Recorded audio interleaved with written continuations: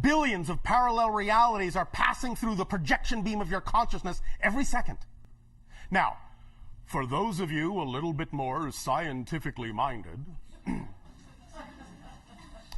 because we can hear some individuals going, well, what is exactly the rate at which these parallel realities are actually shifting? And in fact, your scientists actually already know what the rate is, but they don't actually know that what they have labeled as the rate actually is the rate of shifting. They call it Planck time. For those who are familiar, the idea is there is in your scientific nomenclature a thing called Planck length, which is very, very, very, very, very, very, very, very, very small. You want to know how small? Yes. All right.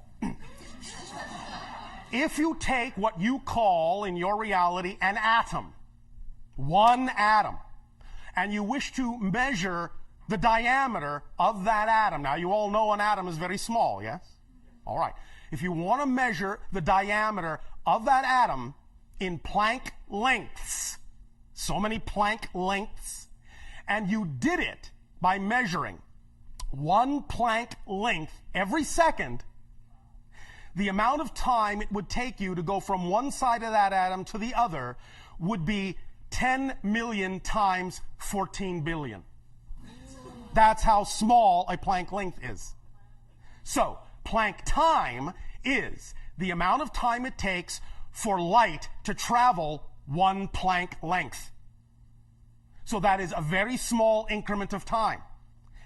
That is the rate at which parallel realities per second are going through you and your consciousness. That's why you don't notice it. It's a very seemingly smooth and unbroken rate of shifting. But the idea is that is the rate for the entirety of what we call spirit reality and physical reality. It encompasses all dimensions, all realities, all expressions of parallel reality of any kind. Physical reality is obviously not flickering in a sense, or you are not perceiving that many flickers. In physical reality, generally speaking, you are perceiving roughly, on average, about 60 flickers per second. That's it. That's it. Compared to billions and billions and billions and billions of flickers in that same second that represents all of the other rest of creation and reality that you are not perceiving. Obviously, you can expand that window a little bit. There's a little room for growth. And that is what we are here to talk about, and that is what we are here to play with.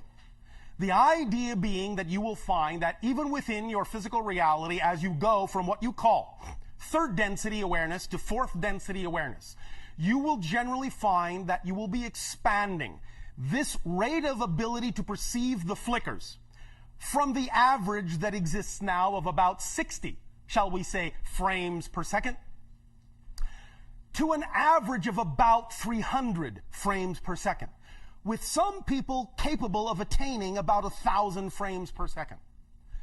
Still not a lot compared to billions and billions and billions.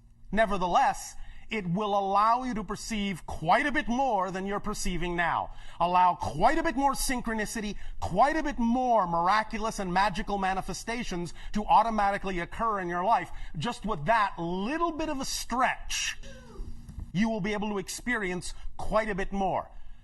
Again, at whatever rate that you are capable of opening and broadening this window, it is up to you. You don't have to rush. You don't have to push yourselves. Remember, everything is now. So in a sense, you have all the time in creation. So no rush. You don't have to be in a hurry.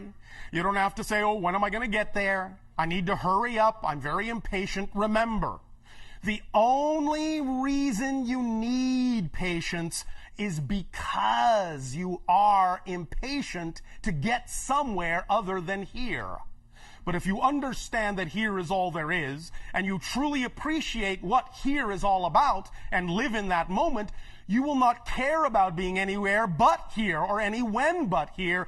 And so, when you are not impatient to get anywhere else, you will no longer need to be patient. You will be having so much fun just being who you are, where you are, and when you are, that you will never want to be anywhere but here and now and you.